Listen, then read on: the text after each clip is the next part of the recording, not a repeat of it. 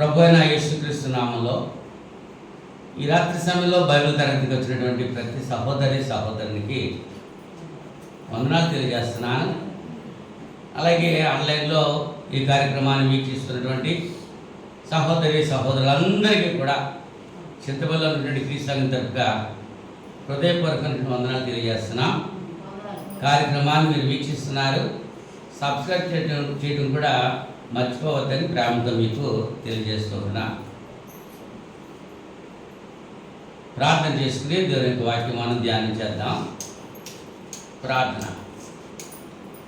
ప్రేమ కలిగిన మా తండ్రి, కృప కలిగిన మా ప్రభువా, మీ పరిశుద్ధమైన ఘనమైన ఉన్నతమైన శ్రేష్టమైన నామానికి స్తుతులు స్తోత్రాలు సమర్పణ చేసుకుంటున్నాం. గతించిన శుక్రవారం నుంచి ఇంతవరకు మీ మహా దయచేత కృప చేత కాచి కాపాడారు, మీకు స్తుతులు చెల్లిస్తుంటున్నాం. ఈ దినాన్ని ఎవరైతే చూడలేకపోయారో వారు విడిచి వెళ్ళిన కుటుంబ సభ్యులకు ఓదార్పు, ఆదరణ, మరి ముఖ్యంగా నిరీక్షణ దయచేయమని ప్రార్థన చేస్తుంటున్నాం. గతించిన వారమంతా కూడా మీరు మాకు చేసిన ప్రతి మేలును బట్టి కృతజ్ఞతాస్తుతులు సమర్పణ చేసుకుంటున్నాం. తప్పించిన గండాలను బట్టి నాయన స్తుతులు స్తోత్రాలు సమర్పణ చేసుకుంటున్నాం. ఎవరైతే రోగగ్రస్తులుగా ఉన్నారో వారిని స్వస్థపరిచి నాయన మీ నామానికి మహిమ తెచ్చుకుంటారని ప్రార్థన చేస్తున్నాను. ఇంకా నాయన ఇంత పర్యంతము కీర్తన ద్వారా మీరు స్తుతి పొందారు. ఇప్పుడు వచ్చిన ప్రతి బిడ్డను మీరు ఆశీర్వదించారు. ఆన్లైన్లో కార్యక్రమం వీక్షిస్తున్న ప్రతి బిడ్డను మీరు కరుణించి సహాయం చేస్తున్నారు. అందుని బట్టి నాయన మీకు స్తుతులు చెల్లిస్తుంటున్నాను. ఈ సమయంలో మీ పక్షంగా నిలువబడి పరిశుద్ధులను మీ లేఖనాలు ప్రియమైన మీ బిడ్డలకు అందించడానికి నిలబడినటువంటి నన్ను అపవిత్రమైన నా పెదవులు కాల్చి పవిత్రపరిచి పరిశుద్ధమైన మీ లేఖనాలు ప్రియమైన మీ బిడ్డలకు అందించడానికి ఒక చిన్న సాధనంగా, ఒక పనిముట్టుగా నన్ను వాడుకొని మీ నామానికి మహిమ తెచ్చుకుంటారని ప్రార్థన చేస్తున్నాను. అలాగే బిడ్డలు కూడా మీ యొక్క వాక్యం వింటుండగా వినే చెవులు, గ్రహించాత్మ, లోబడేటువంటి బుద్ధి దయచేయమని ప్రార్థన చేసుకుంటున్నాను. మీ వాక్యము విత్తబడుతుండగా రోగగ్రస్తులైన వారి నుండి స్వస్థపరచండి, బలహీనులైన వారి నుండి బలపరచండి. ఆయా సమస్యలతో సతమతమవుతూ శాంతి కోరి మీ సన్నిధిలో ప్రార్థిస్తున్న ప్రతి బిడ్డ యొక్క విజ్ఞాపన మీరు ఆలకిస్తారని మనం చేసుకుంటున్నాం. మీ కుమారుడు క్రీస్తు రాకడ బహు సమీపంగా ఉన్నటువంటి ఈ దినాల్లో అందరూ అంతటా మార్మనసు పొంది నాయన మీ కుమారుడు క్రీస్తు రాకడ కొరకు ఎత్తబట్టు కాలం సిద్ధపాటు కలిగి ఉండడానికి మీరు కృప చూపుతారని ఈ ప్రార్థన మా రక్షకుడును మీ ప్రియ కుమారుడు యేసుక్రీస్తు నామములో వేడుకుంటున్నాను పరలోకపు తండ్రి. ఆమేన్, ఆమేన్. మరొకసారి అందరికీ వందనాలు చెల్లిస్తూ ఉంటున్నాము. గత వారం మనం ఏం చెప్పుకున్నాము? తక్కువసేపు చెప్పుకున్నాం, ఎక్కువ సమయం చెప్పుకోలేదు. అవునా? ప్రార్థనలో కొన్ని మాదిరికరమైన ప్రార్థనలు చెప్పుకున్నాం. 10 ప్రార్థనలు చెప్పుకున్నాం. 10 రకాలైన 10 వ్యక్తులు చేసినటువంటి ప్రార్థనలు. ఆయా సమయాల్లో బాల్యంలో, యవ్వనంలో, కష్టాల్లో, నష్టాల్లో, శ్రమల్లో, పని ప్రారంభించడంలో ఆయా సందర్భాలు బట్టి చేసినటువంటి ప్రార్థనల గురించి మనం ఆలోచన చేశాం. ఇది నన్ను ఒక ప్రత్యేకమైన అంశం మీతో మాట్లాడాలని ఆలోచన కలిగి ఉన్నా. మనం ఎవరమండి? మనం ఎవరము? ఎవరు? వెరీ గుడ్, రాంబాబా చెప్పాడు. క్రైస్తవులము. క్రైస్తవులు అంటే అర్థం ఏమిటి? క్రీస్తును అంగీకరించిన వారేనా? క్రీస్తుని అంగీకరిస్తాను, మంచిదే. కానీ క్రీస్తు నడిచినట్లు నడవను, నేను క్రైస్తవునేనా? కాదు. మరి ఎవరు క్రైస్తవులు? ఇవాళ చాలా మంది మీరు క్రైస్తవులు అండి, మీ క్రైస్తవులు అండి అని చెప్తున్నారా? కానీ అసలు క్రైస్తవులు అంటే ఎవరు? పరిశుద్ధ గ్రంథం ఏం తెలియజేస్తుంది అనేటువంటి విషయాన్ని మనం ఆలోచించేద్దాం. అందరూ క్రైస్తవులు కాదు. క్రైస్తవులను పేరు పెట్టుకున్నంత మాత్రాన అందరూ క్రైస్తవులు కాదు. యేసు ప్రభువు మాట చెప్పారు, అబ్రహాము సంతానమైనంత మాత్రాన మీరు అబ్రహాము పిల్లలు కాదు. శాస్త్రుల పరిచయంతో యేసు ప్రభువు చెప్పాడు. వీళ్ళు క్రైస్తవులను పేరు పెట్టుకుంటున్నారు, అంతేగాని క్రైస్తవ జీవిత విధానాలు లేవు. పేరు పెట్టుకున్నంత మాత్రాన క్రైస్తవుడు కాదు. క్రైస్తవుడు అంటే ఎవరు, ఎలా జీవించాలి, ఏ రీతిగా ఉంటే క్రైస్తవుడు అని పిలువబడతాడు, పరిగణనలోకి వస్తాడు, దేవుని యొక్క లెక్కలో చేర్చబడతాడు అనేటువంటి విషయాన్ని ఈ రాత్రి సమయంలో మనం ఆలోచించేటప్పుడు ప్రయత్నం చేద్దాం. అపోస్తలుల కార్యాల గ్రంథం 11వ అధ్యాయము 26వ వచనంలో వారు కలిసి 1 సంవత్సరమంతయు సంఘంలో ఉండి బహుజనులకు వాక్యమును బోధించిరి. మొట్టమొదట అంత్యోక్యలో శిష్యులు క్రైస్తవులు అనబడిరి. మొట్టమొదట అని రాయబడ్డది అక్కడ. అంత్యోక్యలో ఉన్నటువంటి శిష్యులు క్రైస్తవులు అనబడ్డారు. మేము క్రైస్తవులు వాళ్ళు చెప్పుకోలేదు. వాళ్ళ గురించి ఇతరులు చెప్పారు వీళ్ళ క్రైస్తవులు అని. క్రైస్తవుడు అంటే క్రీస్తుని వెంబడించేటువంటి వాడు, శిష్యుడుగా ఉండేటువంటి వాడు. శిష్యుడు ఎప్పుడు వెంబడిస్తూ ఉంటాడు, గురువుకి ఎదురు చెప్పడం, గురువు చెప్పినట్టు బాటలోనే నడుస్తూ ఉంటారు, ఎద్దేమని తెద్దేమని మాట్లాడడం. శిష్యుడంటే వెంబడించేటువంటి వాడు. ఇలా చాలామంది శిష్యులు ఉంటున్నారు. బ్రహ్మం గారికి శిష్యులు ఉన్నారు, యోహాను బాప్తిజం ఇచ్చేటువంటి యోహాను గారికి శిష్యులు ఉన్నారు, మరి ఇంకా శాస్త్రులు పరిచయాలకి శిష్యులు ఉన్నారు, మరి యేసు ప్రభుకి శిష్యులు ఉన్నారు. యేసు ప్రభు యొక్క శిష్యులు మొట్టమొదట క్రైస్తవులు అనుకుంటారు. ఇక క్రీస్తుని వెంబడిస్తున్నారు కాబట్టి క్రైస్తవులు. ఇవాళ లూథరన్స్ అంటారు కొంతమంది, మేము బాప్టిస్టు అని కొంతమంది అంటారు, మేము పెంతెకోస్తు వాళ్ళము అని కొంతమంది అంటారు, మేము బైబిల్ మిషన్ వాళ్ళము అని కొంతమంది అంటారు. అంటే వాళ్ళు క్రైస్తవులు కాదనమాట. నేను క్రైస్తవుడిని అని చెప్పగలిగితేనే దేవుడు ఇష్టపడతాడు. క్రీస్తుని వెంబడించేవాడే క్రైస్తవుడు. ఎవరు క్రైస్తవుడు అనేటువంటి విషయాన్ని మనం చూస్తే యోహాను సువార్త 17వ అధ్యాయము, యోహాను సువార్త 17వ అధ్యాయము యేసు ప్రభు వారు ప్రార్థన చేస్తూ 3వ వచనంలో అంటున్నారు, అద్వితీయ సత్యదేవుడు అయిన నిన్నును నీవు పంపిన యేసుక్రీస్తును ఎరుగటయే నిత్య జీవము. ఎవరండి క్రైస్తవులు? దేవుని ఎరిగినటువంటి వారు క్రైస్తవులు. అద్వితీయ సత్యదేవుడు అనేటువంటి నిన్నును నీవు పంపిన యేసుక్రీస్తును ఎరుగుటయే నిత్య జీవము. అంటే వాళ్ళే క్రైస్తవులు. దేవుని ఎరగాలి, ఆయన కుమారుడైన క్రీస్తును ఎరగాలి. గల్తీ పత్రిక 4వ అధ్యాయము 29వ వచనంలో, గల్తీ పత్రిక 4వ అధ్యాయము 29వ వచనంలో, అప్పుడు శరీరమును బట్టి పుట్టినవాడు ఆత్మను బట్టి పుట్టిన వారిని ఎలాగూ హింస పెట్టినో ఇప్పుడును అలాగే జరుగుతున్నది.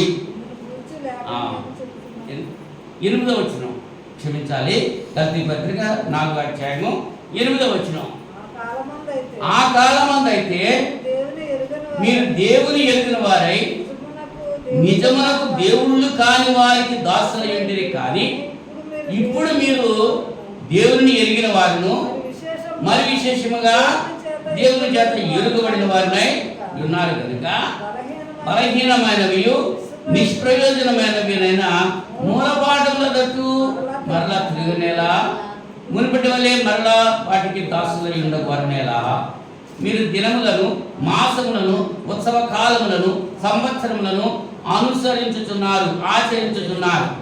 మీ విషయమై నేను పడిన కష్టము వ్యర్థమైపోవునేమో అని మిమ్మల్ని వచ్చి భయపడుచున్నా. పౌలు గారు గల్తీ సంఘంతో మాట్లాడుతూ చేస్తున్నటువంటి మాట, చెబుతున్నటువంటి మాట.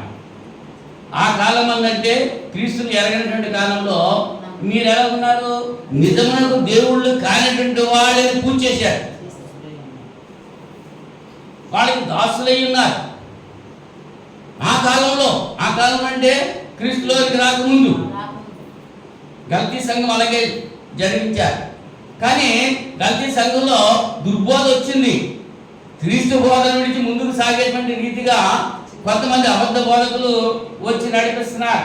అంచేత 1వ అధ్యాయం 6వ వచనంలో, క్రీస్తు కృపను బట్టి మిమ్మల్ని పిలిచిన వారిని విడిచి భిన్నమైన సువార్త తట్టుకు మీరు ఇంత త్వరగా తిరిగిపోవడం చూడగా నాకు ఆశ్చర్యం అవుతున్నది.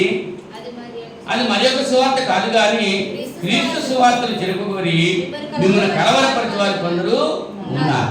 మేము మీకు ప్రకటించిన సువార్త కాక మరొక సువార్తను మేమైనను పరలోకం నుండి వచ్చిన ఒక దూతైనను మీకు ప్రకటించినట్లా అతడు శాపగ్రస్తుడవును గాక. అపొస్తలులు బోధ యందు, సహవాసమందు, రొట్టె విరుచులందు, ప్రార్థన చేయడందు ఎడతెగక ఉన్నారు ఆదిమ సంఘము. అపొస్తలుల 2:42 ఈ మాట మనం చూస్తున్నాం. క్రీస్తు బోధ యందు నిలిచి ఉండాలి. కానీ గల్తీ సంఘం క్రీస్తు బోధలో విడిచిపెట్టేశారు, భిన్నమైన స్వార్థ తట్టుకు తిరిగిపోయారు. అది నాకు చాలా ఆశ్చర్యం అయిపోతుంది. మిమ్మల్ని గురించి నేను పడినటువంటి ప్రయాస అంతా కూడా వ్యర్థమైపోయింది. నేను మరలా మీ గురించి ప్రసవేదన పడాల్సి వస్తుంది అని చెప్పి పౌలు గారు బాధపడుతున్నారు. ప్రసవేదన అంటే అర్థమైందా? స్త్రీలైనటువంటి వారికి తెలుస్తుంది, బిడ్డలకు అన్నటువంటి తల్లికి ఆ ప్రసవేదన ఏంటో తెలుస్తుంది. ఇటీవల కాలంలో ప్రసవేదన లేకుండానే ఇంజక్షన్ చేసేసి ఆపరేషన్ చేసేసి తీసేస్తున్నారు. ఇంకా ముక్కటాలు లేవు, మూలటాలు లేవు, అవునా? కానీ మరి వెనకటి కాలంలో అయితే ఏం చేసేవారు? బిడ్డను ప్రసవించడం అంటే ఒక గ్రామానికి దూరంగా ఒక ఇల్లు ఉంచేసి ఆ ఇంట్లో ఈ గర్భిణీగా ఉన్నటువంటి స్త్రీని, కంటానికి సిద్ధంగా ఉన్నటువంటి స్త్రీని పట్టుకెళ్ళి ఆ గదిలో ఆ ఇంట్లో పెట్టేసేవారట. అక్కడ పెట్టేస్తే ఆమె దగ్గర ఎవరు ఉండేవారు కాదట. ఆమె బాధపడి బిడ్డను కనేసి సంతోషంగా ఉంటే అక్కడికి దగ్గరికి వెళ్ళి తల్లిని బిడ్డని తీసుకొచ్చేవారంట.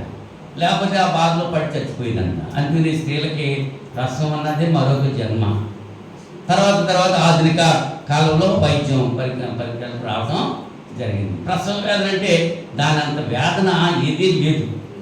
అలాగే సువార్త ప్రకటించేటప్పుడు బిడ్డలను కంటం అంటే, ఆత్మీయ బిడ్డలను కంటం అంటే సువార్త ప్రకటించి క్రీస్తులోకి నడిపించడం అన్నది ఎంత బాధో అన్నది పౌలు గారు అనుభవించారు. ఇంత బాధపడి మిమ్మల్ని క్రీస్తులో నడిపిస్తే మీరు మళ్ళా వాటిని విడిచిపెట్టేసి పూర్వం మీరు ఎవరినైతే ఆరాధించారో, ఎవరినైతే సేవించారో, ఎవరినైతే మొక్కుకున్నారో వాళ్ళ దగ్గరికి మళ్ళీ మీరు వెళ్ళిపోతాం చూస్తే నాకు చాలా ఆశ్చర్యం అయిపోయింది. నేను మళ్ళా మీ కొరకు నేను ప్రసవేదన పడాల్సి వస్తుంది అని చెప్పి బాధపడుతూ చెప్తుంటున్నాడు పౌలు గారు. మరి స్థిరంగా నిలిచిన వాడే క్రైస్తవుడు, మళ్ళీ వెనక్కి వెళ్ళిపోయినాడు క్రైస్తవుడు అన్నాడు. మరి ఆరాధనకు వస్తున్నారు, పాటలు పాడుతున్నారు, చక్కగా ముందుకు సాగుతున్నారు, అవసరాలకు మాత్రం వస్తున్నారు, అవసరాలు తీరిన తర్వాత వెళ్ళిపోతున్నారు. దేవుడు అంటే అక్కడ ఇప్పుడు వాళ్ళు క్రైస్తవులు లెక్కలో వేసుకుంటారా? వాళ్ళు క్రైస్తవులు కాదు, అవసరానికి వచ్చేవాడు అంతే. వాళ్ళు ఆపద ముక్కులు అంటారు చూసారా? ఆపద ముక్కుకుంటారు, ఆపద తీరిన తర్వాత మళ్ళీ దేవుడు అక్కర్లేదు అనుకుంటారు. ఒకవేళ అలాగే ముక్కేసుకున్నాడండి. యెఫ్తా అనేటువంటి న్యాయాధిపతి ఏం చేశాడు? యుద్ధంలో పెద్ద పోరాటం జరుగుతుంది. అటువంటి భయంకరమైన పరిస్థితిలో మరి నేను ఈ యుద్ధంలో జయం పొందితే నేను ఇంటికి వెళ్ళిన తర్వాత నాకు ఏదైతే నా కోటలో నుంచి బయటకు వస్తుందో దాన్ని నీకు అర్పించేస్తాను దహన బలిగా అనేది అని చెప్పేసి అనుకున్నాడు. ఆపదలో మొక్కుకున్నాడు. దేవుడు నిజంగా అతనికి జయమిచ్చాడు. జయమాల పట్టుకుని అతనికి ఒకే ఒక కుమార్తె ఉంది, బిడ్డలకి ఎవరు లేరు, ఒకే ఒక కుమార్తె. ఆమె ఏం చేస్తుంది? నా తండ్రి శత్రువుల మీద జయించి వస్తున్నాడని సంతోషంతో జయమాల పట్టుకుని తన చెలికత్తలతో డాన్స్ చేసుకుంటూ మొట్టమొదటి మాల నేనే వెయ్యాలి నా తండ్రికి అని సంతోషంతో కీర్తన పాడుతూ డ్యాన్స్ చేసుకుంటూ వచ్చేస్తుంది. యెఫ్తా అనుకున్నాడు, అయ్యో నా కుమార్తె నన్ను చచ్చిన వాడిగా చేసేసావు అమ్మని. ఏమంటున్నాడు? ఎవరు మొక్కుకోమన్నారు? మన జీవితాల్లో చాలా మంది అలాగే చేస్తున్నారు. అవసరం వచ్చినప్పుడు మొక్కుకుంటున్నారు, అవసరం వచ్చి ప్రార్థన చేయండి అంటున్నారు. అవసరం తీరిపోయిన తర్వాత మళ్ళీ ప్రార్థన అక్కర్లేదు, ఇంకా సేవకుడు అక్కర్లేదు, సంఘం అక్కర్లేదు, ప్రార్థన అక్కర్లేదు. మరి ఆ యెఫ్తాకి వీళ్ళకి ఏమన్నా సార్ తేడా ఉందంటారా? అవునా? మరి నువ్వు అనుకుంటున్నావు, నువ్వు ఆ కాలంలో మీరు దేవుని ఎరగల వారిగా ఉన్నారు. నిజంగా దేవుడు కాలినటువంటి వారిని దైవాలను పూజ చేశారు, బొట్లు పెట్టుకున్నారు, ముడుకులు పొక్కారు, బలులు ఇచ్చారు, అన్ని చేశారు. ఇప్పుడు దేవుడు అంటే ఎవరో తెలుసుకున్నారు. క్రీస్తు అంటే ఏంటో అర్థమైంది, క్రైస్తవుడు అంటే ఏంటో అర్థమైంది. క్రైస్తవ జీవితం మానేసి మళ్ళీ కొన్ని శోధన ఇబ్బంది వచ్చేటప్పటికి క్రీస్తుని విడిచిపెట్టేసి వెనక్కి వెళ్ళిపోతున్నావు. నువ్వు క్రైస్తవుడిగా పరిగణలోకి వస్తావా? ఇలాంటి సమయంలో ఆలోచించి ఒకసారి. క్రైస్తవుడిగా కొనసాగితేనే నిత్యజీవం ఉంటుంది. కానీ నువ్వు క్రైస్తవ్యాన్ని విడిచిపెట్టి వెనక్కి వెళ్ళేవనుకో కుక్క తన వాంతికి తిరిగి వెళ్ళినట్టు అని చెప్పంటున్నాడు పేతురు గారు తన పత్రికలో. కడుగబడిన పంది మరలా బురదలోకి దొరినట్టు అంటున్నాడు. దేవుని విడిచి నువ్వు వెనక్కి సాగితే దేవుని ఆరాధనకు నువ్వు రావడం మానేస్తే, దేవుని యొక్క కార్యక్రమాల్లో నువ్వు పాల్గొనకుండా ఉంటే నువ్వు కుక్కవు, పందువు, అంతకంటే నీచమైనటువంటి జంతువు అన్నమాట దేవుని దృష్టిలో. అలా ఉండటం నీకు ఇష్టమా? దేవుని చేత మెచ్చుకునేటువంటి మంచి నమ్మకమైన మంచి దాసుడు అని చెప్పి దేవుని చేత మెచ్చుకునేటువంటి విధానంగానే ఉంటావా? అలా ఉంటేనే నువ్వు క్రైస్తవుడు, లేకపోతే పేరు పెట్టుకున్నంత మాత్రాన క్రైస్తవుడు కాదు. ఇందాక ఒక ఆయన వచ్చాడు, కూరలో వ్యాపారం. ఆ బండి మీద శిలువ ఒకటి ఉంది. ఆ శిలువ మీదేమో ఏంటిది చున్నీ వేసుకొని ఉంది శిలువ మీద. నేను అడిగాను అతన్ని, అయ్యా ఏమిటి ఆ శిలువ పేరు ఏంటి, చున్నీ ఏంటి, యేసుప్రభు ఎప్పుడన్నా చున్నీ వేసుకున్నారా, ఆ శిలువ ఏంటి? ఏమనంటే అందరూ వేసుకుంటున్నారు, నేనే వేసుకున్నాను. మరి ఆ బొమ్మ చూసిన వాళ్ళంతా ఏమంటున్నారు?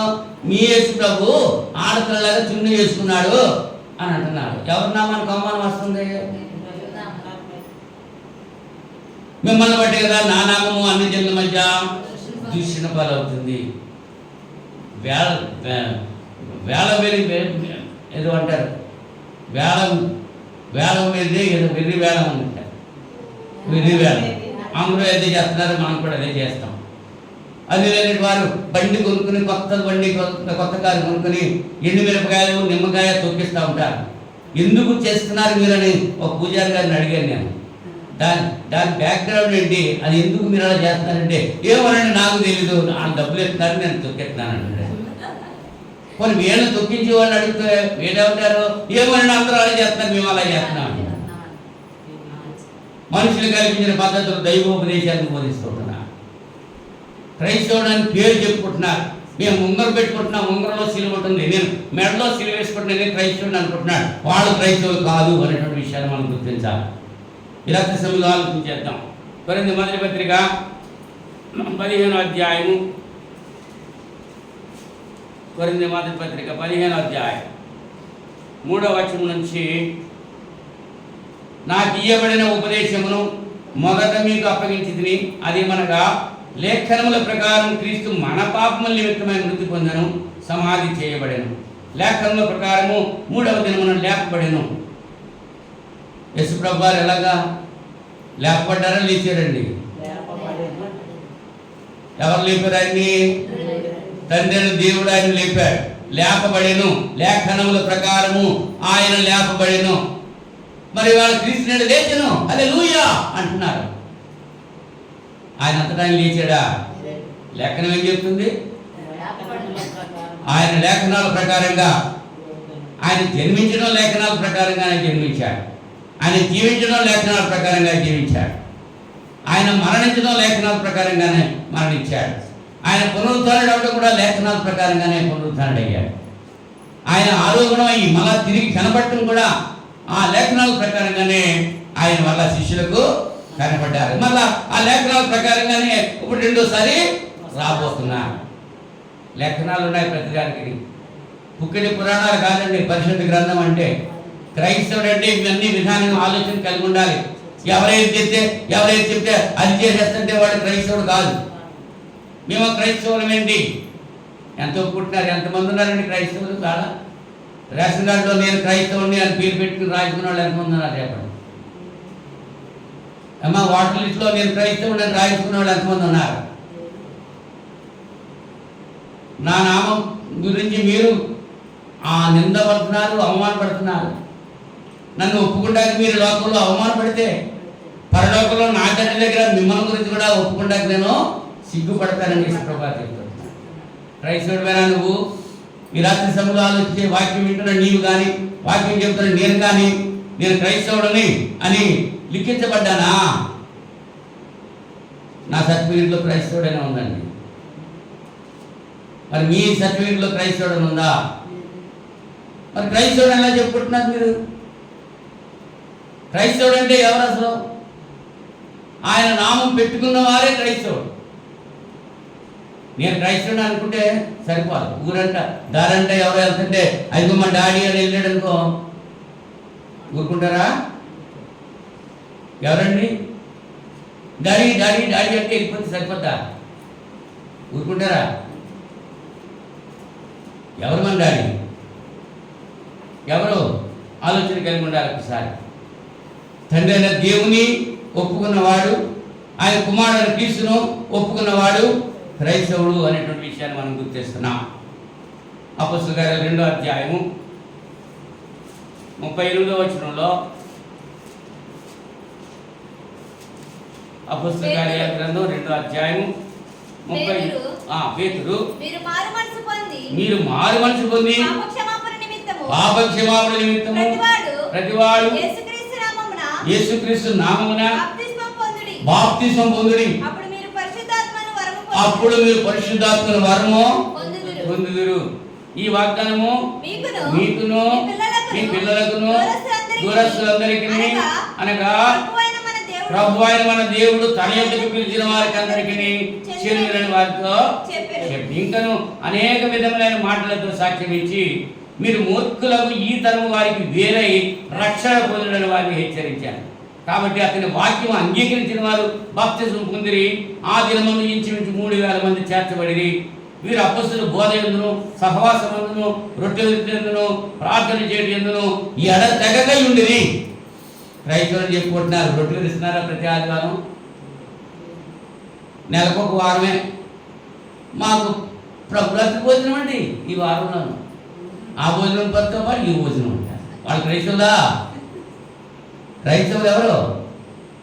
అపొస్తలుల బోధ యందు సహవాసమందు రొట్టె విరుచ యందు ప్రార్థన చేయడం యందు ఎడతెగ కొన్నవాడే క్రైస్తవులు అండి. మిగిలిన క్రైస్తవులు కాదు. చెప్పుకుంటారంటే క్రైస్తవులు అని, కానీ దేవుని దృష్టిలో క్రైస్తవులు కాదు అనేటువంటి విషయాన్ని ఈ రాత్రి సమయంలో మీరు అర్థం చేసుకుంటారని ప్రేమతో నేను తెలియజేస్తున్నాను. వాక్యం చెప్తున్నాను, వాక్యం అర్థం చేసుకోండి. క్రీస్తును ధరించాలి. క్రీస్తును ధరించేది నువ్వు క్రైస్తవుడు. క్రీస్తును ధరించకుండా నువ్వు వాక్యం వినకుండా, నువ్వు మానమనసు పొందకుండా, నువ్వు బాప్తిజం పొందకుండా నీ పరిశుద్ధాత్మ వరం నీకు రాదు. 4 పనులు మనం చేస్తే 5వ పని దేవుడు చేస్తాడు. ఏంటి ఈ వాగ్దానం? మీకు మీ పిల్లలకి దూరస్తులకి, అంటే ప్రభు అయిన యేసుక్రీస్తు దగ్గర పిలిచిన వారందరికీ ఇదే వాగ్దానం. తూర్పు నుంచి పడమ వరకు ఒక వ్యక్తి తల్లి గర్భం నుంచి రావాలంటే ఒకే ఒక మార్గం ఉంటుంది. వాడు ఎవడైనా సరే ఆ మార్గంలో నుంచి రావాలి, వేరే మార్గం లేదు. ముఖంలో నుంచి, భుజాల్లో నుంచి, చెవుల్లో నుంచి, ముక్కుల్లో నుంచి ఎవడో రాడు. తల్లి గర్భం నుంచి బయటకు రావడానికి ఒకే ఒక మార్గం ఉంది. అలాగే ఒక వ్యక్తి రక్షించబడాలంటే వాడు ఏ దేశవాసుడైనా, ఏ పట్టణవాసుడైనా, ఏ కులస్తుడైనా, ఏ మతస్థుడైనా రక్షణ పొందడానికి ఒకే ఒక మార్గము. అదే మార్గం చెబుతున్నాడు. వాక్యం వినాలి, విశ్వసించాలి, మార్పు చెందాలి, బాప్తిజం పొందాలి. అప్పుడు పరిశుద్ధాత్మ వరం పొందుతావు. అప్పుడు నువ్వు క్రైస్తవుడిగా జీవిస్తావు. అదేమీ లేక వాక్యమేనో ఇంకా ఇంటి దగ్గరే ఉంటావు. సరే రావు. ఎప్పుడో ఎవరో వచ్చినప్పుడు అంటే బాప్తిజం పొందేశాడ, నేను బాప్తిజం పొందేశాను, నేను క్రైస్తవుడిని అని చెప్పి పేరు ఎత్తేసారంట, దొరలు ఎత్తేసారంట పేరు. అబ్బాయి క్రైస్తవుడు అయిపోయాడంట. వాడు క్రైస్తవుడా? ఎందుకు వచ్చాడు? వాడి చెడ్డ లక్షణాలు మానలేదు, వాడి చెడ్డ ఆలోచనలు మానలేదు, వాడి చెడ్డ జీవితాన్ని మానలేదు, మార్పు లేదు, వాడి ఇష్టాధారంగా తిరుగుతున్నాడు. నేను క్రైస్తవుడినే పేరు ఎట్టుకున్నంత మాత్రం సరిపోతా? భూయచంట పేరు పెట్టేసుకున్నారు, అబ్రాహం అంట పేరెట్టేసుకున్నారు, అవునా? శారమ్మంట పేరెట్టేసుకున్నారు, బాప్తిజం ముందేసి పేరెట్టేసుకున్నారంట. పేరెట్టుకుంటాం కోసం బాప్తిజం కాదు, నీ మనసు మారితేనే బాప్తిజం పొందాలి. నీ మనసు మారాలి, నూతన పరచబడాలి. మూర్ఖులకు ఈ తరం వారికి వేరుగా ఉండాలి. నువ్వు క్రైస్తవుడు అంటే ప్రత్యేకంగా ఉండాలి. మూర్ఖులకు ఈ తరం వారికి వేరుగా ఉండాలి. నువ్వు అలా వేరుగా ఉంటే నేను క్రైస్తవుడు. ఈ వాగ్దానం ఎవరికండి? మీకు, మీ పిల్లలకి, దూరస్తులందరికీ, అనగా ప్రభు అయిన మన దేవుడు తన యొద్దకు పిలిచిన వారికి అందరికీ చెందులని వారితో చెప్పాడు. నువ్వు క్రైస్తవుడు అయితే అలా ఉండాలి. అలా ఉంటే నువ్వు క్రైస్తవుడు. నెలలో ఒక ఆదివారం ప్రభుత్వం తీసుకుంటే క్రైస్తవుడు కాదు. ఏమండి, వారం వారం చంద పెట్టేస్తారు కదా, మీటింగ్ ఎట్టినప్పుడు చంద పెట్టేస్తారు కదా, మరి ప్రభుత్వం పొందినందుకు ఎవరు? వాళ్ళ క్రైస్తవులా? నేనేం విమర్శన చేయట్లేదు, వాక్యం ఏదైతే ఉందో చెప్తున్నాను. వాక్యానుసారంగా ఉన్నదా లేదా మన జీవితాలు ఆలోచన చేయాలి. మనుషులు కల్పించిన పద్ధతులు దైవోపదేశాన్ని బోధించేటువంటి దినాల్లో మనం ఉన్నాం. ఆ దినాల్లో అలాగే బోధించారు. అంచేత యేసుప్రభు వారు శాస్త్రులు బోధ పరిచయాలు బోధ కంటే ఆ నీతి కంటే మీ నీతి అధికంగా ఉంటేనే కానీ నిత్యం మీరు పొందరని యేసుప్రభు వారు చెప్పారు. వీళ్ళందరితో పాటు మనం కూడా అనుకుంటున్నారు, వాళ్ళు అలా చేస్తున్నారు, మనం కూడా. వాళ్ళ వారం మొదటి వారం భోజనాలు ఎట్టేస్తున్నారండి, రెండో వారం ఏమో అదే చేస్తున్నారు. భోజనాల కోసం వెళ్ళిపోతున్నారు. దేవుని రాజ్యం అంటే భోజనము పానము కాదు, నీతియు సమాధానం ఆనందం అనేటువంటి విషయాన్ని మర్చిపోతున్నారు. ఆ భోజనాల దగ్గరికి వెళ్ళిపోయి ఆ సాంబార్ నాకు వేయలేదు, ఈ ముక్క నాకు వేయలేదు, ఈ కాలు ముక్క పట్టదే, ఈ పీక ముక్క పట్టదే అని దెబ్బలాడుకునే వాళ్ళు ఎంతమంది ఉన్నారు. ఆ వడ్డించే వాళ్ళు ఎందుకు తిట్టుకుంటున్నారు? ప్రేమ ఉందా? సహవాసం ఉందా? ఆలోచించండి. మేము క్రైస్తవులు అని చెప్పుకుంటారు అలాగా. ఎవరు క్రైస్తవుడు ఆలోచించేయాలి. భోజనాల దగ్గర తేడాలు వచ్చేసినాయి అంట. అపోస్తల కార్యాలు ఎబ్రీ భాష మాట్లాడేవారు మీరా గ్రీక్ భాష మాట్లాడేవారు సణుక్కున్నారంట. ఏం చేశారండి? సణుక్కున్నారంట. సణుక్కుంటే అప్పుడు ఏమైంది? 6వ అధ్యాయంలో అపోస్తల కార్యాల గ్రంథం 6వ అధ్యాయంలో ఆ దినములలో శిష్యుల సంఖ్య విస్తరించినప్పుడు అనుదిన పరిచయలో తమలోని వినవరాలను చిన్న చూపు చూసిరని హెబ్రీయుల మీద గ్రీకు భాష మాట్లాడే యూదులు సడుగ పొంది సనుగసాగింది. అప్పుడు 12 అపోస్తలులు తమ యొద్దకు శిష్యుల సమూహమును పిలిచి, మేము దేవుని వాక్యం బోధించిన మాని ఆహారం పంచిపెట్టడం యుక్తం కాదు. కాబట్టి సహోదరులారా, ఆత్మతోనూ జ్ఞానంతో నిండుకొని మంచి పేరు పొందిన 7 మనుషులను మీలో ఏర్పరచుకుని మేము వారిని ఈ పనికి నియమించము. అయితే మేము ప్రార్థన ఎందును వాక్య పరిచయం ఎందును ఎడతెగని వారు చెప్పారు. ఏం చేయాలంట? జరిగిన సంఘటనది చిన్న చూపు చూస్తున్నారంట హెబ్రీయుల మీద, విధవరాల మీద. ఎంచేతే వాళ్ళకి కలిగినంతా కూడా అమ్మేసి, వాళ్ళ స్థిర ఆస్తులు అమ్మేసి అపోస్తల పాదాల దగ్గర పెట్టారు. 100 ఎకరాలు ఉన్నవాడు అమ్మేశాడు, 1 ఎకరం ఉన్నవాడు అమ్మేశాడు. 100 ఎకరాలు ఉన్నవాడు ఏమంటున్నాడు? నేను కాబట్టి నేను ఎక్కిచ్చేశానని. వాళ్ళు 1 ఎకరం ఉన్న అసలు లేనోడు ఉన్నాడు. ఆ లేనోడు వచ్చి ఏంటంటే ఈ ఉన్నవాడు ఏమంటున్నాడు? చిన్న చూపు చెప్తున్నా, అదే ఏమీ ఇవ్వకుండా పచ్చుకొని తినేస్తున్నాడు అనుకుంటున్నాడు. అది అపోస్తల దగ్గరికి వచ్చింది గొడవ. ఇప్పుడు మన సంఘాల్లో కూడా అలాగే జరుగుతూ ఉంటాయి. కొంతమంది ఎక్కువిస్తూ ఉంటారు, కొంతమంది తక్కువిస్తూ ఉంటారు, వాళ్ళ స్థాయిని పట్టిస్తూ ఉంటారు. అవునా? కొంతమంది ఇవ్వగలిగినట్టు కూడా ఇవ్వలేరు, దరిద్రులు అన్నమాట. వాళ్ళు ఇవ్వగలిగినట్టు కూడా ఇవ్వలేరు, ఎంత దరిద్రుల్లో. అవునా? వాళ్ళు మాత్రం ముందుంటారు. దేనికోసమో ఇవ్వలేని వాళ్ళే ముందుంటారు వచ్చేసి. ఆ ఇచ్చిన వాళ్ళు ఏమంటారా? వీళ్ళు చూసి ఇవ్వడానికి మాత్రం చేతులు రాలేదు, తినడానికి మాత్రం వచ్చేసారు అంటారా లేదా? చెప్పండి. నేను అబద్ధం చెప్తున్నాను, నిజం చెప్తున్నానా? అలాగే అయ్యింది ఆదిమ సంఘంలో. అలా జరిగితే అప్పుడు పేతురు గారు శిష్యులు ఏం చేశారంటే వాళ్ళని శిష్యులందరినీ పిలిచి, అబ్బాయి మీరు భోజనం పట్టడం మా పని కాదు, మీరు 7 పెద్ద మనుషుల్ని మంచి వాళ్ళని ఎన్నుకోండి, వాళ్ళని ఈ పని కోసం మేము ఉపయోగిస్తాం. మేమైతే ఏం చేయాలి? వాక్యం బోధించేందు, ప్రార్థన చేసేందు మేము ఉంటామన్నాను. అంటే సేవకుల పని ఏంటి? వండి పెట్టేసి వడ్డించడం కాదు. ఇవాళ చాలా మంది సేవకులు చూస్తున్నాను, వండి పెడతాం, సేవకురాలు వండేస్తాం, సేవకుడేమో వడ్డించేస్తాం, విశ్వాసాలతో తినేసి వెళ్ళిపోతాం. కానీ వంటలు కడగడానికి కూడా దగ్గరికి రాదు, మళ్ళీ సేవకురాలే కడుక్కోవాలండి. చూస్తున్నాను, అర్థం చేసుకుంటున్నాను, లేఖనం ఎలాగుందో ఆలోచన చేస్తున్నాను. ఒకసారి ఆలోచించండి. కొంతమంది నిద్ర చేస్తున్నప్పుడు నిద్రపోకూడదు. ఏంటంట? ఏం చేస్తున్నారు? అప్పుడే ఖండించారేంటి? మా పని ఏంటి? సేవకుల పని ఏంటి? వాక్యం బోధించడం, ప్రార్థన చేయడం, అంతే. వడ్డించడం కాదు. సేవకులే వడ్డించేస్తున్నారు, సేవకులే వండి పెట్టేస్తున్నారు జనాలు ఆకట్టుకోవడం కోసం. అవునా? అది ఒక వారమే. మరి ప్రభురాత్రి భోజనం ఒక వారం తీసుకుంటున్నారు. ఆ ప్రభురాత్రి భోజనం తీసుకున్నప్పుడు పాలు శుద్ధాచారం అంటే కొంతమంది పెడుతున్నారు. ఆ ప్రభురాత్రి భోజనం తీసుకుని కానుక వేస్తున్నారు. అక్కడ కానుకేసి ప్రభురాత్రి భోజనం చేపిస్తున్నారు. అని 4 వారాలు అయితే కప్పుడం మా దగ్గర అంటే 1 వారం వేస్తాము అని 1 వారమే. ఇది కూడా అంటే రోగి పాలు కోరాడంట, వైద్యులు కూడా పాలు ఇవ్వమని అడిగాడంట.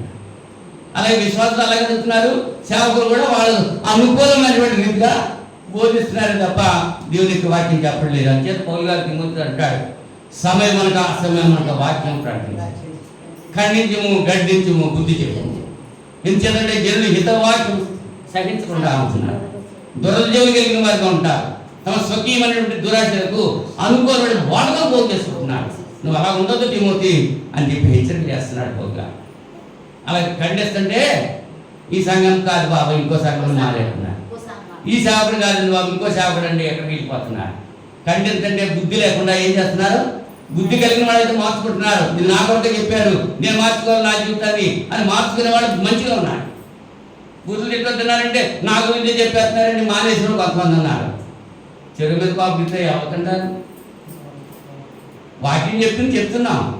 అమ్మ నిద్ర అవుతుంది తల్లి అంటే నేను మనసు లేకుండా వస్తున్నామన్నా, నీ దగ్గరికి వచ్చిందామన్నా.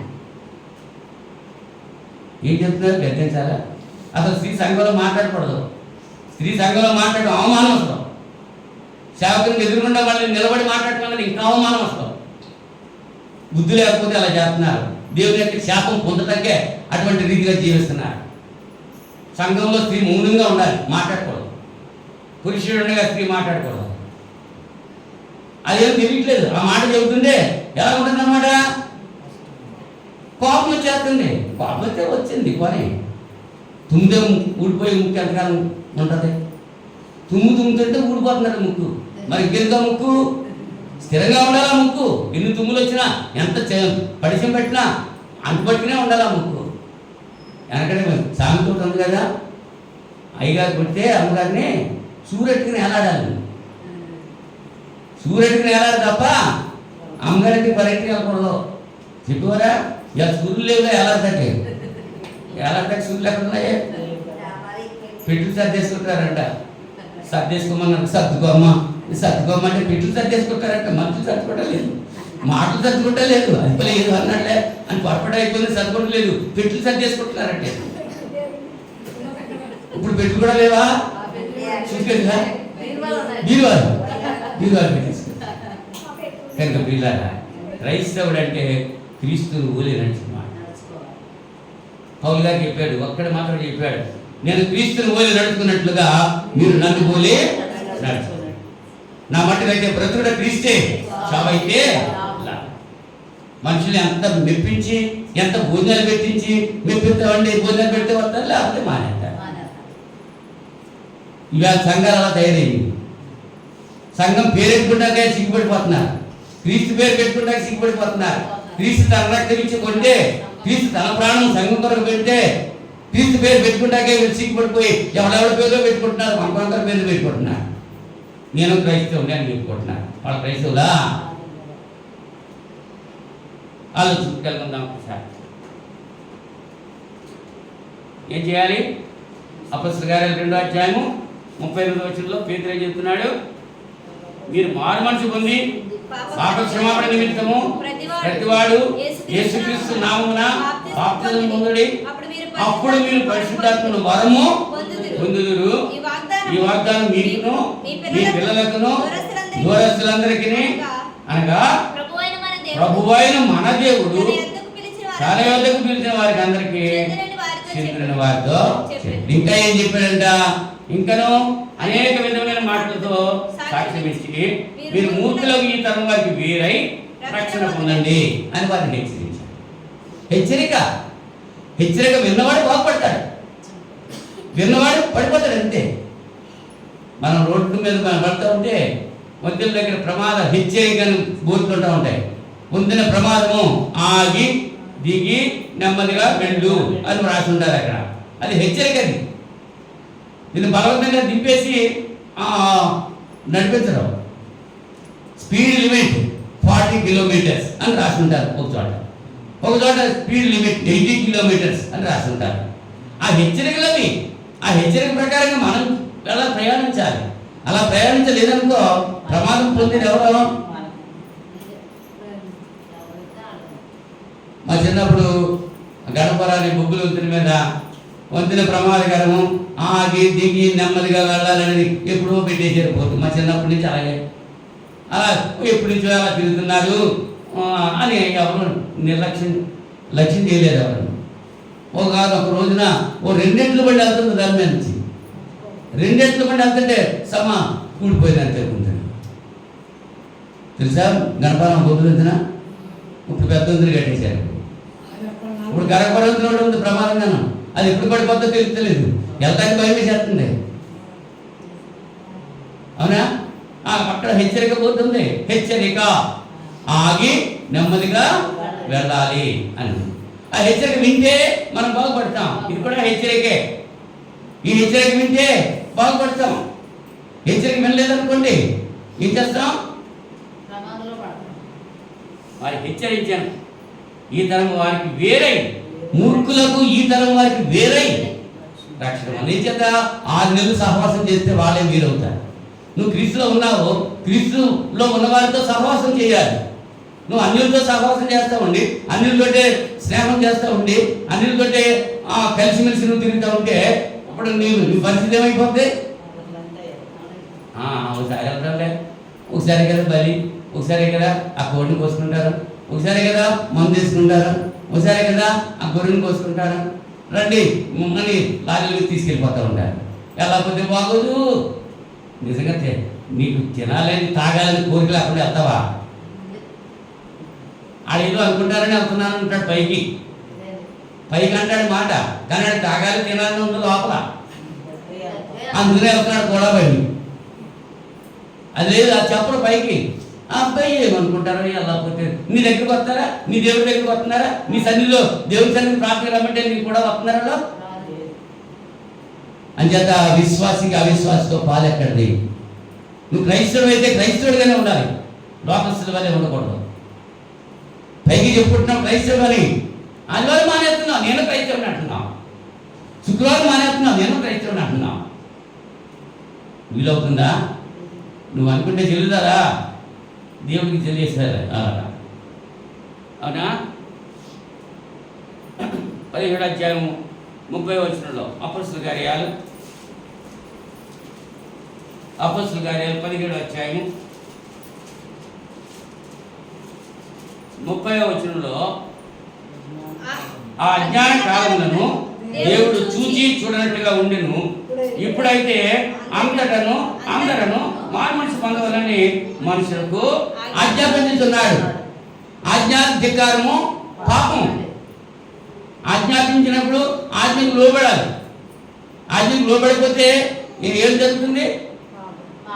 ఆజ్ఞాతిక్రమం పాపమే. దేవుడు ఆజ్ఞాపిస్తున్నాడు. ఏమని ఆజ్ఞాపిస్తున్నాడు? ఆ అజ్ఞాన కాలం యందు దేవుడు చూచి చూడనట్టుగా ఉండెను. ఇప్పుడైతే అందరూ మారుమనసు పొందవాలని మనుషులకు. మన మనుషులమా పశువులమా? కానీ మన ప్రవర్తనలు ఎలా ఉంటున్నాయి?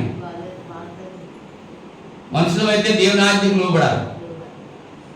ఆదివారం ఆరాధన మానవద్దు, కొందరు మానుకొనుతున్నట్లుగా సమాజంగా కొట్టు మానవుని హెబ్రీ పత్రిక 10వ అధ్యాయంలో హెచ్చరిక చేస్తున్నా. మరి మానేస్తున్నావు నువ్వు? మనిషివా పశువా? ఒకసారి అర్థం చేసుకో. మనుషులుగా ఇస్తున్నాడు ఆజ్ఞ, పశువులు కాదు. పశువులు దేవుని మాట వింటున్నాయి, పక్షులు దేవుని మాట వింటున్నాయి. పక్షుడు తమ కాల వెలుగును, గాడిద తన సొంతగానే దొడ్డి ఎరుగును, ఎద్దు తన కామంది ఎరుగును. అయితే మనుషుడు బుద్ధి లేదు, నా మాట వింటలేదు. వాడు దేవుని మాట వింటున్నావా? వింటేనే బుద్ధిమంతుడు దేవుని మాట విని వచ్చేటువంటి ఉగ్రతను తప్పించుకుంటాడు. బుద్ధి లేనివాడైతే ఏం చేస్తాడు? బుద్ధి కలిగిన కన్నికలేమో సిద్ధపడి వచ్చారు, బుద్ధి లేని కన్నికలు ఏం చేశారు? ఎక్కడున్నారో? పెండు కుమారుడు వచ్చినప్పుడు ఎక్కడున్నారు వాడు? బుద్ధి లేనివాడు. మరి నీ పని కూడా అదే అర్థమవుతుంది. రేపు పొద్దున యేసు ప్రభువు రాకడలో నువ్వు బుద్ధి లేకుండా జీవిస్తున్నావు అనుకో, నువ్వు ఎక్కడుంటావు? నిత్య జీవంలో ఉండవు, బయట ఉంటావు. ఎందుకనగా తాను నియమించిన మనుష్యుల చేత నీతిని అనుసరించి భూలోకములకు తీర్పు తీర్చబోయే ఒక దినమున నిర్ణయించున్నాడు. మృతుల్లో నుండి ఆయన లేపినందున దీన్ని నమ్ముటకు అందరికీ ఆధారం కలిగజేస్తున్నాడు. యేసుప్రభువు లేపాడా లేదా? మృతుల నుంచి మనకి ఆధారం ఉందా లేదా? మరి క్రీస్తులో మనం మరణిస్తే మనం కూడా దేవుడు లేపుతాడా లేపడా? అందునే కదా రూతం ఏముంది? దైవంతో అత్తగారితో నువ్వు ఎక్కడికి వెళ్తే అక్కడికి నేను వస్తాను, నీ దేవుడే నా దేవుడు, నీ జన్మే నా జన్మం, నువ్వు ఎక్కడ చనిపోతావు నేను ఎక్కడ చనిపోతాను, నిన్ను ఎక్కడ బాధపెడతారో నన్ను కూడా అక్కడే. ఇంకేదంటే నువ్వు ఎక్కడైతే లేస్తావో నేను కూడా అక్కడే. ఎంత తీర్మానం అండి రూతమ్మ తీర్మానం. ఇవాళ అటువంటి కోడళ్ళు ఉన్నారా? నయోమి రూతు లాంటి అత్తా కోడళ్ళు సంఘాల్లో ఉండాలి. అది దేవుడు కోరుకుంటున్నాడు. ఇద్దరు సంఘానికి వస్తున్నారు, ఇద్దరు ప్రార్థన చేస్తున్నారు, ఇద్దరు వాక్యం చదువుకుంటున్నారు, ఇంటికి వెళ్ళాక చెయ్యి అంటున్నారు. ఎవరు? అత్త కోడళ్ళే. దేవుడిని ఎరగనాలా? వాళ్ళకి తెలుసు, దేవుడు వీళ్ళకి తెలుసు. తల్లి కూతురు ఎలా కొట్టున్నారు, తోడుకోడలు ఎలా కొట్టున్నారు, అన్నదమ్ములు ఎలా కొట్టున్నారు. సంఘం వాళ్ళ క్రైస్తులో మరి ఇద్దరు కలిసి ప్రభుత్వంలో భోజనం తీసుకుంటారు. మళ్ళీ బయటకు వెళ్ళిన తర్వాత ఫైటింగే. వాళ్ళ క్రైస్తువులా? క్రైస్తువుడు అంటే ఎవరు? ఈ రాత్రి సమయంలో క్రైస్తవులు అనగా ఎవరు? ఈ లక్షణాలు కలిగి ఉండాలి క్రైస్తవుడు అంటే.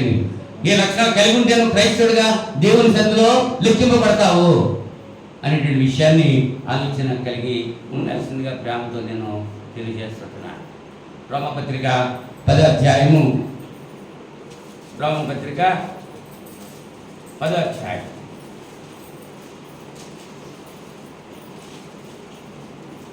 9వ వచనం నుంచి చదువుతున్నాను. యేసు ప్రభువు అని నీ నోటితో ఒప్పుకొని దేవుడు మృతుల్లో నుండి ఆయనను లేపినని నీ హృదయమందు విశ్వసించే యెడల నీవు రక్షించబడదు. ఎలాగనగా నీతి కలిగినట్లు మనుషుడు హృదయంలో విశ్వసించును, రక్షణ కలిగినట్లు నోటితో ఒప్పుకొనును. ఏమనగా ఆయనను విశ్వాసముంచు వాడెవడను సిగ్గుపడడు అని లేఖనం చెప్పుతున్నది. యూదులనే గ్రీసు దేశస్థితులను భేదం లేదు. ఒక్క ప్రభు అందరికీ ప్రభు ఉండి తనకు ప్రార్థన చేయవారందరి ఎడల కృప చూపుటకు ఐశ్వర్యవంతుడన్నాడు. ఎందుకనగా ప్రభు నామను బట్టి ప్రార్థన చేయవాడెవడో వాడు రక్షింపబడును. ఎవడు రక్షించబడతాడు? ప్రభు నామను బట్టి ప్రార్థన చేసేవాడు. నీతిమంతుడు అక్కడ లేడు. అందరూ పాపం చేసే దేవుడికి పొందలేకపోతున్నారు. కానీ అందరూ యేసుని అంగీకరిస్తారో వారందరూ దేవుని కుమారుడు అవడానికి అధికారం ఇస్తారు. క్రైస్తవుడు అవ్వాలంటే దేవుని కుమారుడు క్రీస్తును అంగీకరించాలి. యేసు ప్రభు అని నీ నోటితో ఒప్పుకోవాలి. దేవుడు ఆయన మృతుల నుంచి లేపాడని నీ హృదయంలో విశ్వసించాలి. నువ్వు క్రిస్మస్ అంటావు, పశువులు దొరికి పెట్టేస్తావు, వాళ్ళు చేసిన బొమ్మ పెట్టేస్తావు, నేను క్రైస్తవుడిని అంటున్నావు. జరిగిందా సంఘటన? ఆ యేసు ఎక్కడ పుట్టాడండి? పశువుల బాధలో పుట్టినట్టు ఆధారం ఉందా? పుట్టిన తర్వాత పశువుల బాధలోకి వెళ్ళాడా లేదా పశువుల బాధలో పుట్టాడా? చూసండి, లూకా సువార్త 2వ అధ్యాయము, లూకా సువార్త 2వ అధ్యాయము 6వ వచనం చూద్దాం. వారు అక్కడ ఉన్నప్పుడు ఆమె ప్రసవ జనములు నిండారు కనుక తన తొలిచూలు కుమారుని కని పొత్తిగుడ్డలతో చుట్టి సత్రంలో వారికి స్థలం లేనందున ఆయనను పశువుల తొట్టిలో పరుండి పెట్టారు. పశువుల తొట్టిలో పరుండి పెట్టారు కానీ పశువుల తొట్టిలో ప్రశ్నించిందా? పరిశుద్ధాత్మ రాయించాడా? ఎక్కడ బైబిల్ పలుకుతుందో అక్కడ మనం పలకాలి. ఎక్కడ బైబిల్ మౌనంగా ఉంది అక్కడ మనం మౌనంగా ఉండాలి. ఆయన పుట్టడానికి చోటు లేదు భూమి మీద, ఆయన చనిపోవడానికి చోటు లేదు భూమి మీద. నక్కలకు బొరియలు ఉన్నాయి, ఆకాశ పక్షులకు గుళ్ళు ఉన్నాయి, మనిషి కుమారుడు తలవాల్చుకుంటానికి కూడా స్థలం లేదని చెప్పేసి చెప్పారు. ఆయన చనిపోవడానికి కూడా స్థలం లేదు. అంచేత మింటికి మంటికి మధ్యలో ఆకాశాన్ని వేలాడుతూ చనిపోయాడు. ఆయన ఎక్కడ చనిపోయాడండి? ఎక్కడ పుట్టాడండి? పశువుల తొట్టిలో బట్టి పుట్టాడా? ఆయన ఎక్కడ పుట్టాడో తెలీదు, పరిశుద్ధాత్మకు రాయించలేదు. ఎక్కడ బైబిల్ పలుకుతుందో అక్కడ మనం పలకాలి. ఎక్కడ బైబిల్ మౌనంగా ఉందో మనం కూడా మౌనంగా ఉండాలి. అది రాయించాడా పరిశుద్ధాత్ముడు? పుట్టిన తర్వాత సత్రంలో స్థలం లేనందువల్ల పశువుల తొట్టిలో పరులు పెట్టాడు. అంతేగాని ఆ గర్భిణితో ఉన్న స్త్రీని పట్టుకుని ఆ గాడి మీద తీసుకెళ్తూ ఇంటింటిగా తడుతూ అలాగే నాటకాలు ఆడేస్తూ ఉంటున్నారు. అదే నిజం అనుకుంటున్నారు, అదే సినిమా కూడా చూపెడుతున్నారు. కానీ లేఖనం ఏం చెప్తుంది? అది ఎక్కడ పుట్టాడు? వారు అక్కడ ఉన్నప్పుడు ఆమె ప్రసవ జనములు నిండారు కనుక తన తొలిచూల కుమారుని కని పొత్తిగుడ్డలతో చుట్టి సత్రంలో వారికి స్థలం లేనందున ఆయన పశువుల తొట్టిలో పరుండి పెట్టాడు. ఈ సత్యాన్ని నువ్వు నమ్ముతున్నావా? డిసెంబర్ 25 వచ్చేటప్పటికి పశువులతో వేసేసి ఉయ్యాలు ఎత్తేసి అందులో చేసేది. నేను క్రైస్తవుడే. నువ్వు క్రైస్తవుడువా? క్రైస్తవుడు అయితే పని చేస్తావా? శుక్రవారం మంచి శుక్రవారం సీరియస్గా మోసేస్తావా? నువ్వు క్రైస్తవుడువా? పశ్చిమ బుధవారమా, బుడిద బుధవారమా, ఇవన్నీ చేస్తా ఉండి మరి అమ్మను పూజ చేస్తా ఉండి నేను క్రైస్తవుడే అని చెప్పుకుంటే దేవుడు ఇష్టపడతాడా? ఎవడు క్రైస్తవుడు? ఎవడు? నేను పుట్టి క్రైస్తవుడు అండి అని చెప్తా ఉన్నా. లిస్టులో ఉందా పేరు? దేవుని లిస్టులో ఉందా? జీవ గ్రంథంలో నీ పేరుందా? ఆలోచించి ఒకసారి ఇప్పుడైనా మారు మనసుకుంది. పాప క్షమాపణ నిమిత్తం యేసుక్రీస్తు ప్రభు అని నోటితో ఒప్పుకో. దేవుడు మృతుల్లో నుంచి ఆయన లేపాడని హృదయంలో విశ్వసించు. అప్పుడు నువ్వు రక్షించబడతావు, అప్పుడు నీవు క్రైస్తవుడిగా లెక్కలోకి వస్తావు. అలా కాకుండా ఏదో కళ్ళు దొంగకాలు పుడుతాడంట, చెట్టు ఎక్కేసాడంట, ఆ కొండ పగిలిపోయిందంట, ఆ తాడు దిగిపోయిందంట, ఆ పక్క నుంచి పైకి పడిపోయాడంట, కింద కాలు విరిగిపోయిందంట, పాస్టర్ గారి దగ్గరికి వచ్చి ప్రార్థన చేసుకుని మారు మనసు పొందేశాడంట. నేను క్రైస్తవుడు అయిపోయింది చెప్పాడు. అది సాక్ష్యం. వాడు క్రైస్తవుడా? ఒక వ్యక్తి క్రైస్తవుడు అవ్వాలంటే ఏం చేయాలి? వాక్యం వినాలి, విశ్వసించాలి, మారు మనసు పొందాలి, పశ్చాత్తాపడాలి, యేసు ప్రభువుని నోటితో ఒప్పుకోవాలి, దేవుడు ఆయన మృతుల్లోంచి లేపాడని హృదయంలో విశ్వసించాలి. అప్పుడు నువ్వు బాప్తిజం పొందితే పరిశుద్ధాత్మ వరం దేవుడు నీకు ఇస్తాడు. అప్పుడు క్రైస్తవుడిగా మూర్ఖులకి తరం వారికి వేరుగా ఉండి దేవుడు ఇచ్చిన రక్షణ భయంతో వణుకు కొనసాగిస్తూ ఉంటే నువ్వు క్రైస్తవుడిగా పరిగణలోకి వస్తావు. దేవుని దృష్టిలో నీ ఇష్టానుసారంగా జీవిస్తూ ఉండి నువ్వు చుట్లు కాలుతూ ఉండి, సీరట్లు కాలుతూ ఉండి, బ్రాంతి తాగుతూ ఉండి, ప్యాకెట్ ఆడుతూ ఉండి, వ్యభిచారం చేస్తూ ఉండి, కూతులు తిడతా ఉండి, నీ ఇష్టానుసారంగా నువ్వు జీవిస్తూ ఉండి నేను క్రైస్తవుడిని ముస్లిం వచ్చేస్తే సరిపోయిందా? దేవుడు ఇష్టపడతాడా? నీ బ్రతుకు మార్చుకున్నావా? దేవుని సన్నిధికి వచ్చి దేవుని యొక్క మాటలు విని దేవుని మాటకు లోబడి దేవుని యొక్క బాటలో నడుస్తుంటేనే అంతమ వరకు నమ్మకం ఉంటేనే నిత్య జీవనం పొందుతావు.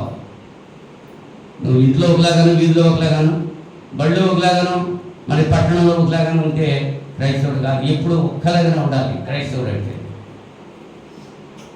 ఆరాధన కదా బయలు పెట్టుకోతాడు, సిగ్గు సెల్ ఫోన్ పెట్టుకుని కూడా దేవుడు పెట్టుకుని వచ్చేస్తారు కొంతమంది. అవునా? సెల్ ఫోన్తో బయలు చదవడం కాదు, ఆరాధనకి ఏం పట్టి రావాలి? బైబిల్ మాత్రమే సిగ్గు అయిపోతే మరి దేవుని యొక్క మాటలు చెప్పడానికి నువ్వు పడతా ఉంటే దేవుడు నీ గురించి సిగ్గుపడ్డా? ఎందరూ యేసుని అంగీకరిస్తారు వారందరూ కూడా దేవుని కుమారులు అవటానికి ఆఖరిగా రోమపత్రిక 6వ అధ్యాయం. రోమపత్రిక 6వ అధ్యాయం.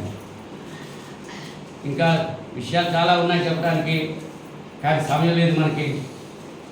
అంచేత కొన్ని విషయాలు మాత్రం మీతో ముచ్చటించాను. రోమపత్రిక 6వ అధ్యాయము 3వ వచనం నుంచి, క్రీస్తు యేసులోనికి బాప్తిసం పొందిన మనమందరము ఆయన మరణంలోనికి బాప్తిసం పొందుతామని మీరు ఎరుగురా. కాబట్టి తండ్రి మహిమ వలన క్రీస్తు మృతుల్లో నుండి ఎలాగో లేపబడినో అలాగే మనము నూతన జీవం పొందిన వారమై నడుచుకున్నట్లు మనము బాప్తిస్మము వలన మరణములో పాలు పొందుటకై ఆయనతో కూడా పాతి పెట్టబడితిమి. మరియు ఆయన మరణం యొక్క సాదృశ్యమందు ఆయనతో ఐక్యం గలవారమైన ఎడల ఆయన పునరుద్ధానం యొక్క సాదృశ్యమందును ఆయనతో ఐక్యం గలవారమైనము. అవునా? ఆయనతో పాతి పెట్టబడితే ఆయనతో మనము లేపబడతాం. మన నిశ్చయం ఉంచదండి. ఈ లోకం మంది కాదు, ఇది శాశ్వతం కాదు. పరలోకం మంది. పరలోకం వెళ్ళాలి అంటే నువ్వేం చేయాలి? క్రీస్తు ప్రభువుని అంగీకరించాలి. క్రీస్తు బోధ నిలిచి ఉండగా దాన్ని విడిచి ముందుకు సాగు ప్రతివాడు శాపగ్రస్తులు అవుతాడు. అట్టి శాపగ్రస్తులు మీరు రాకుండా ఉండాలని ఈ రాత్రి సమయంలో ప్రేమతో నేను తెలియజేస్తున్నాను. క్రైస్తవుడు అంటే ఎవరు, క్రైస్తవుడు అంటే ఎలా ఉండాలి అనేటువంటి విషయాన్ని ఈ రాత్రి సమయంలో కొన్ని విషయాలు మాత్రం మీతో ముచ్చటించడం జరిగింది. కనుక చెప్పినటువంటి రిఫరెన్స్లు మీరు అర్థం చేసుకుని ఒకసారి మీరు చదువుకుని నేను చెప్పినవి అలా ఉందా లేదా. అంత్యోక్యలో ఉన్నటువంటి క్రైస్తవులు మొట్టమొదట వాళ్ళు శిష్యులు క్రైస్తవులు అనమాట. బెరయలో ఉన్నటువంటి క్రైస్తవుల గురించి మనం ఆలోచన చేస్తే పౌలు శీలలో దేవునికి వాక్యం చెప్తే అలా ఉన్నవా లేవని లేఖనాలు పరిశీలన చేశారు. వాళ్ళు క్రైస్తవులు అండి. ఎవడేం చెప్తే నమ్మేసినోడు క్రైస్తవుడు కాదు. ఎవడి ఇష్టానుసారంగా వాడు జీవిస్తూ ఆదివారం ఒకసారి చందా ఇచ్చేసి పంపిస్తే సరిపోతుంది అనుకుంటున్నాను. క్రైస్తవుడు గారు నీ చందా ఎవరికి అక్కర్లేదు, నీ మనసే కావాలి దేవుడు. నీ కాలు ఎవరికి అక్కర్లేదు.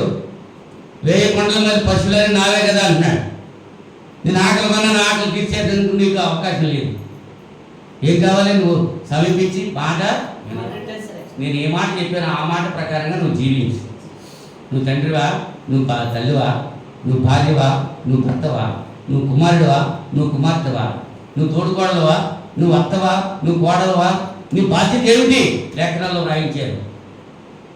ఎవరి క్రియలు చొప్పున వానికి ప్రతిఫలం దేవుడు ఇస్తాడు. ఎవరి బాధ్యత వాళ్ళు నిర్వర్తిస్తేనే అప్పుడు దేవుడు దీవించి ఆశీర్వదిస్తాడు. అలా జీవిస్తేనే క్రైస్తవ జీవితం జీవిస్తూ మరణం మనకు నమ్మకం ఉంటేనే వాడు క్రైస్తవుడిగా లెక్కించబడతాడు. పిల్లరా, విన్నటువంటి వాక్యం హృదయాల్లో భద్రపరుచుకుని ఆ రీతిగా జీవిస్తూ దేవుని యొక్క దీవెనలు పొందుతారని నన్ను నేను హెచ్చరిక చేసుకుంటూ మిమ్మల్ని హెచ్చరిస్తున్నాను. దేవుడి కొద్ది మాటలు దీవించి ఆశీర్వదించగాక ప్రార్థన చేసుకున్నాను. మహోన్నతుడా, పరిశుద్ధుడా, మీకు స్తోత్రం తండ్రి. ఈ రాత్రి సమయంలో వెతుబడిన వాక్యం వీడి హృదయాల్లో ఫలించి అభివృద్ధి పొందకు సహాయం చేయమని ప్రార్థన చేస్తున్నాను. ఇంకా చెప్పడానికి అనేక విషయాలు ఉన్నాయి నాయన, వినే సమయం లేదు, చెప్పేటువంటి సమయం లేదు. సమయం సంకుచితంగా ఉంది. మీ కుమారుడిని తీసుకుని రాక కూడా బహు సమీపంగా ఉంది. ఎత్తబడేటువంటి గుంపులో మేము ఉండడానికి కావాలని సిద్ధపాటు మా అందరికీ దయచేయమని విజ్ఞాపన చేసుకుంటున్నా. వాక్యమైన ప్రతి బిడ్డను దీవించండి, ఆశీర్వదించండి. వాక్యం వెలుగులో వారి జీవితాలు సరిచేస్తుంది. మీ కుమారుడిని తీసుకుని రాక కొరకు సిద్ధపడి ఉండటానికి చూపండి. మీ చిత్తమైతే మరి శుక్రవారం ప్రియమైన మీ బిడ్డలతో పరిశుద్ధమైన లేఖనాలు పంచుకుంటానికి సహాయం చేయండి. యేసుక్రీస్తు వారి పరిశుద్ధ పుణ్యనామంలో ఈ ప్రార్థన అడిగి వేడుకుంటున్నాను పరలోకపు తండ్రి. ఆమేన్. అందరికీ వందనాలు.